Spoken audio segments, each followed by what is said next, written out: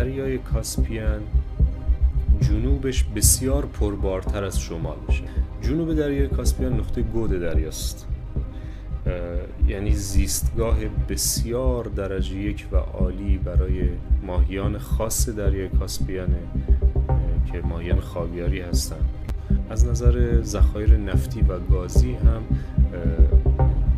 سرزمین ما که در جنوب دریای کاسپیان قرار داره بسیار بسیار متنعم‌تره تا مناطق شمالی تر دریای کاسپیان.